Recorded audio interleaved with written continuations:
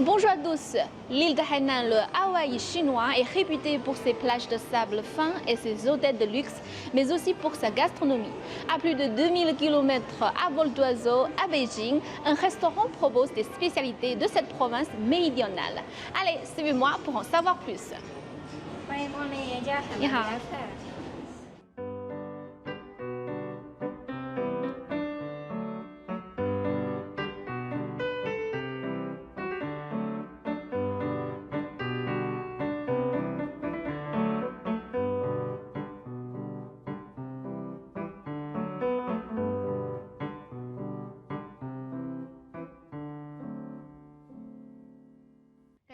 Bonjour chef Gong, merci d'avoir préparé tant de spécialités hainanaises. Vous êtes spécialisé dans la cuisine de Hainan depuis de nombreuses années, n'est-ce pas? Oh, ça l'a fait déjà 23 ans. Alors pourriez-vous nous présenter les caractéristiques de la cuisine hainanaise?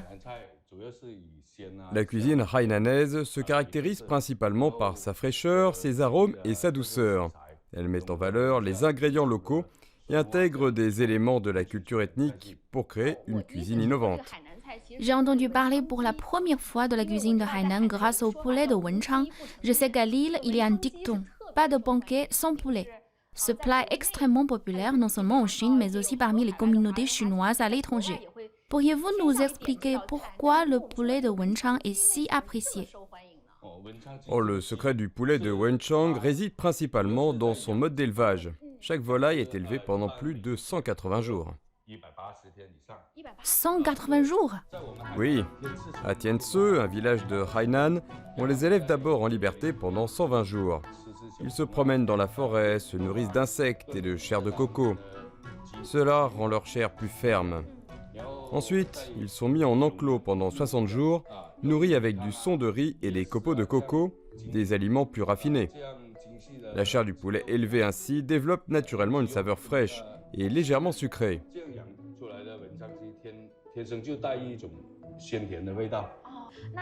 Donc, pour ce plat, la qualité des ingrédients est primordiale. Mais j'ai aussi entendu dire que le processus de cuisson est très particulier. Pourriez-vous nous en dire plus? Oui, tout à fait. Il y a deux façons de préparer le poulet de Hainan et je vais d'abord vous présenter la première.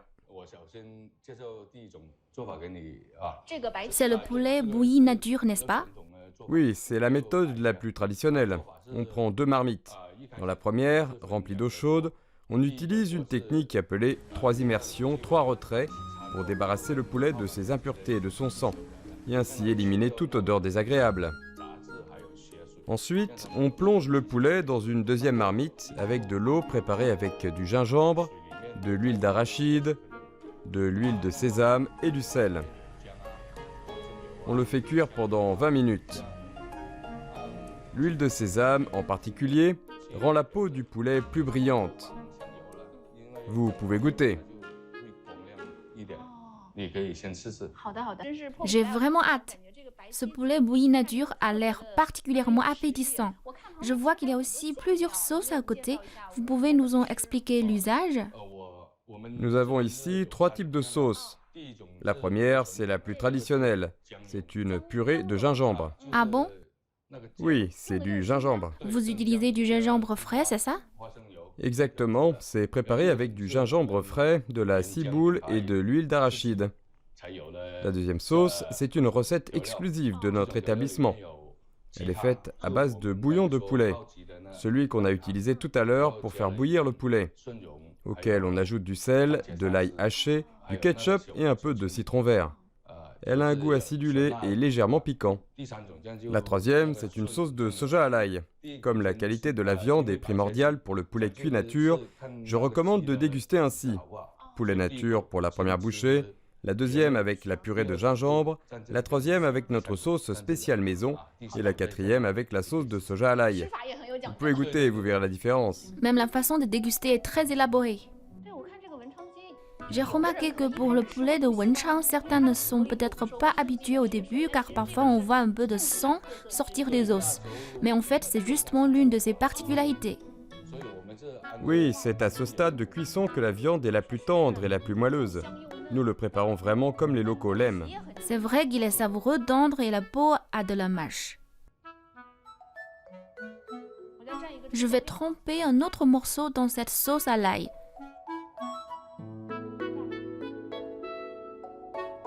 Ce poulet de Wenchang mérite vraiment sa réputation.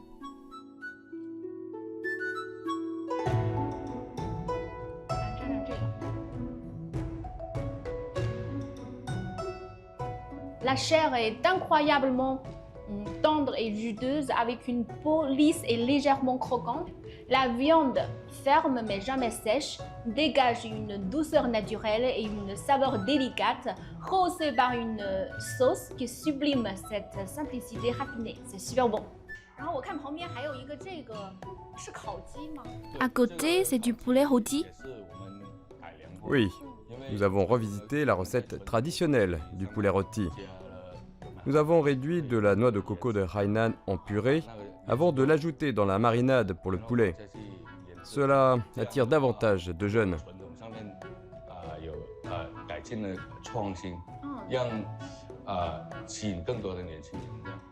Cela ressemble beaucoup à la viande rôtie cantonaise. Oui, goûtez. Cette sauce est pour le poulet rôti. Oui.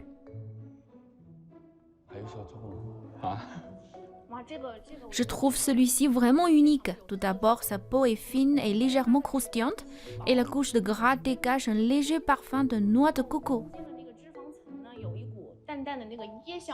Oui, l'arôme de la noix de coco est bien prononcé. Allez, goûtez maintenant notre seau de fruits de mer au vinaigre de lit d'alcool de riz. C'est un ingrédient assez célèbre à Hainan.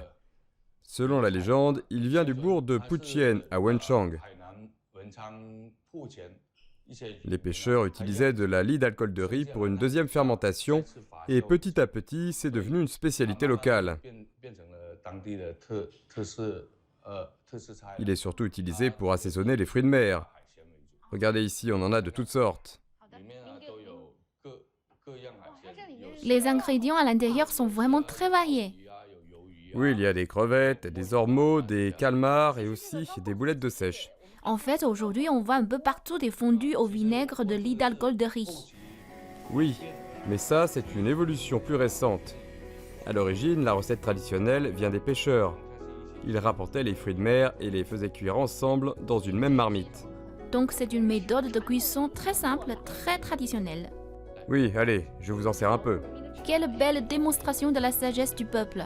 Oui, Ça sent déjà très bon avec cette petite note acidulée.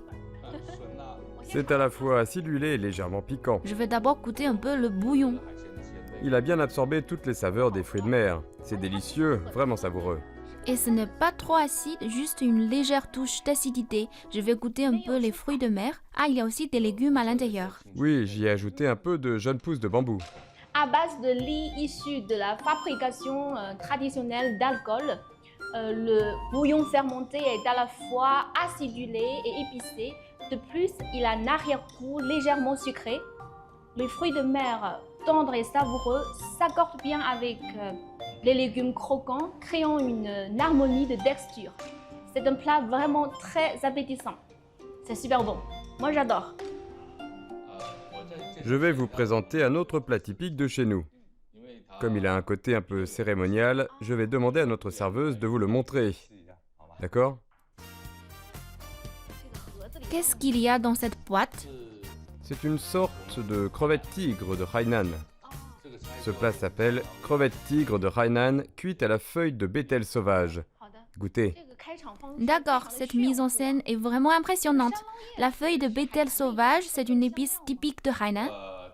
Oui, c'est une plante aromatique de Hainan. Elle sert à parfumer et à enlever le mauvais goût des fruits de mer. Ça sent très bon. Je vais goûter. Je vais vous en servir une. Regardez. Je vois aussi un petit citron vert à l'intérieur. Quelle grosse crevette! Oui, et la sauce contient aussi du citron vert. Du coup, le goût est un peu acidulé.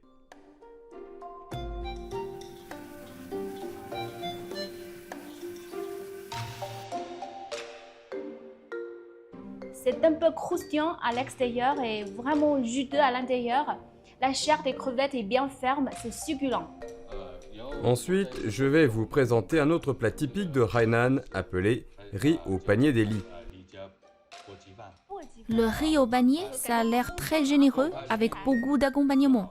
Oui, il y a beaucoup d'ingrédients, je vais vous les présenter. D'accord. Voici des haricots ailés de Wuzheshan à Hainan, puis voici des côtes de porc de Tengqiao. Tengqiao, c'est un nom de lieu. Oui, il s'agit d'un bourg de Sanya. Et puis on a notre poulet rôti, des fruits tropicaux, du riz au gras de poulet, les crevettes blanches de Beigang, quelques morceaux de maïs et de patates douces, et ici, 3 fruits locaux marinés.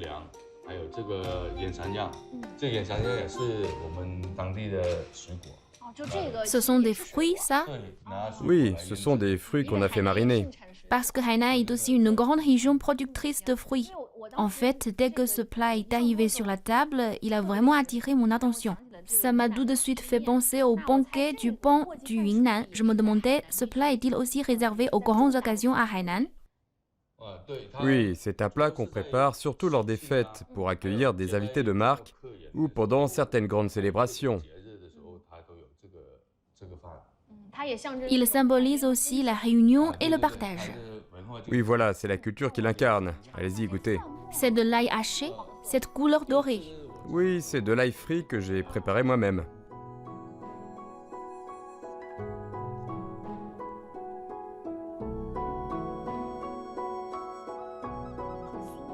Enrobées d'une généreuse couche d'ail dorée et parfumée, les côtes de porc sont croustillantes à l'extérieur et très tendres à l'intérieur. La viande est juteuse avec une saveur umami légèrement sucrée. C'est super savoureux. Ce haricot ailé est une spécialité de Wuzheshan. Oui, ce légume pousse dans les régions tropicales. Il contient très peu de fibres, donc il est très croquant et frais. La texture est vraiment particulière. C'est aussi la première fois que je goûte ce haricot ailé. Chez nous, on le cuisine généralement de 2 façons, sauté nature ou à l'ail.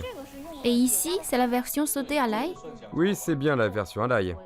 On sent bien l'arôme de l'huile et le haricot ailé reste super croquant.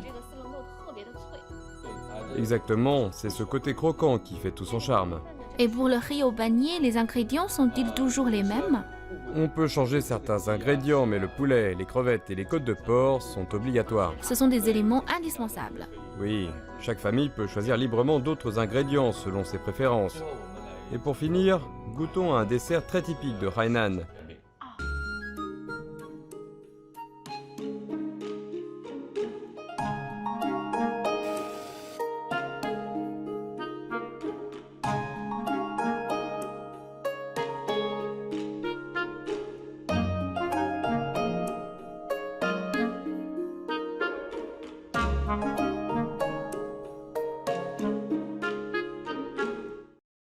Le Qingbolang.